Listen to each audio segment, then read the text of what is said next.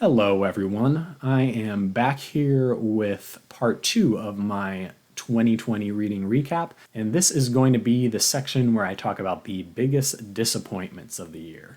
If you're not interested in hearing about my disappointments and you'd rather just jump ahead to the ones that I liked the best, I recommend you just skip ahead to the next video then, part 3, which is where I'm going to be going over quite a few books that I really enjoyed this year. Now, I just want to say that I don't mean to trash these books or anyone who enjoys these books, but just to say that they didn't really live up to my expectations. And if you've read any of these and disagree with my assessments of them, I totally respect that, and feel free to comment below on why you liked them. So in no particular order, the first big disappointment of the year for me was the new Hercule Poirot novel, The Monogram Murders. This one is branded as a new Hercule Poirot novel, and it was given Agatha Christie's posthumous mark of approval, whatever that means. I guess her estate somehow approved the new author Sophie to write this book.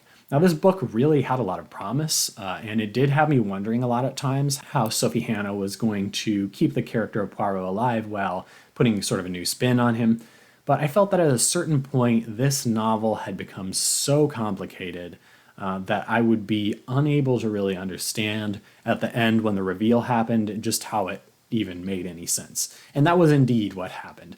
This book was twice the length of the traditional Poirot novels, although it didn't really need to be. So it's a good case in point why 6 hours or maybe 7, as was the length of most of the original Poirot novels, was the perfect length and didn't need to go any longer. There were also a few sort of gimmicky clues, including this one that was resolved in, I think, the first chapter, about the specific grammar someone uses when she says, "Let no one open their mouths," instead of "let no one open his or her mouth."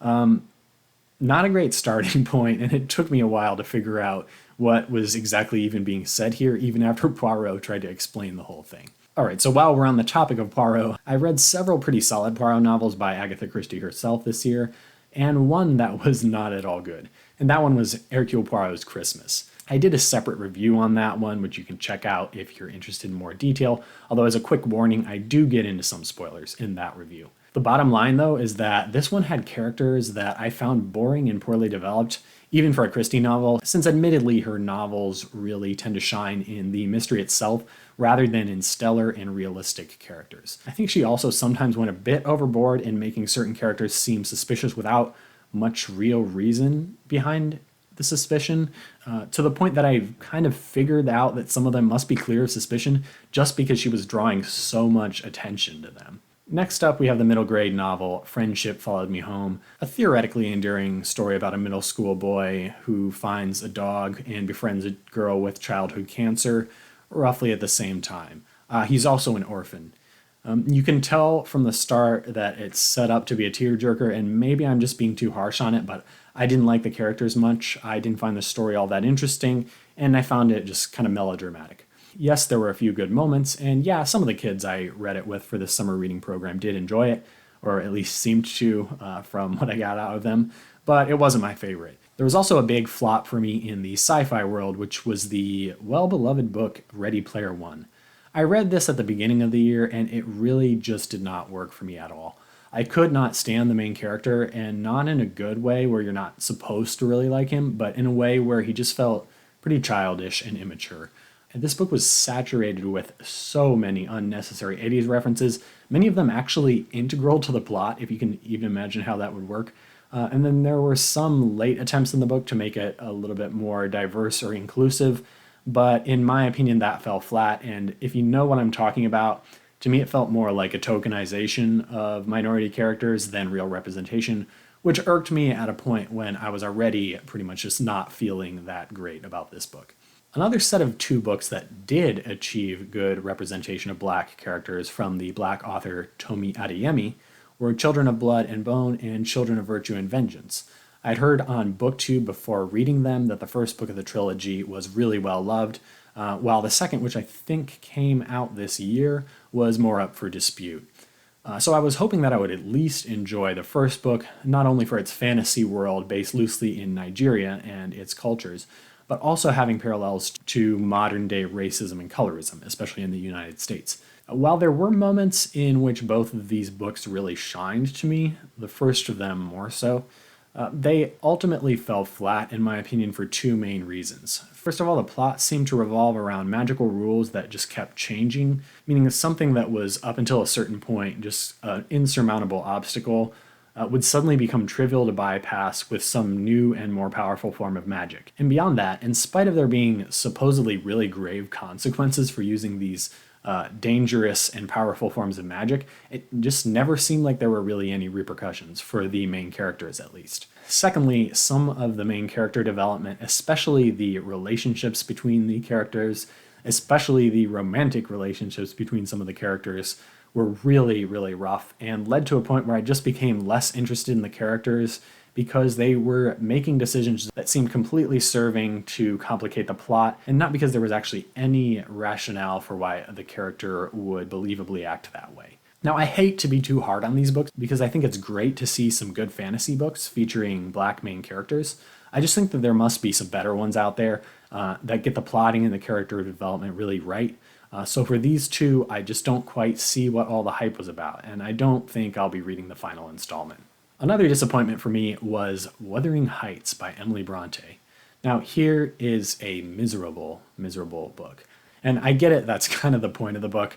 I spent quite a while afterwards reading and listening to other people's reviews because I wanted to understand what it was that people liked about it and what made it a classic, because I know that many people consider this their favorite book, period. Now, reading these reviews did help me to appreciate the way a little bit more in which Emily Brontë portrays the worst and most vile aspects of humanity, but it still remains the case that this story was a prolonged tale of woe, misery, and ultimately death. Normally I don't mind slow-paced books, but for some reason this one just really, really dragged on for me. In fact, I have attempted it many other times as an audiobook before finally completing it this year. Yes, I know that for some people it is one of their absolute favorites, so I'm especially curious to hear from anyone who really liked this book, so comment if you have a review where you talk about that. I'd love to watch it. I totally respect that, but for me this was just a no-go. Another disappointment for me was actually one of the anti-racist books I read this summer, Me and White Supremacy. Now, I don't mean to say at all that I disagree with the premise that's evident from the title, that white supremacy exists and that I as a white person am part of it. But compared with some of the other anti-racist books that I'll mention later, this one, which is presented as a month of daily exercises which you can go through to better understand your role in white supremacy, was to me a bit less substance and, in my opinion, not as well thought out.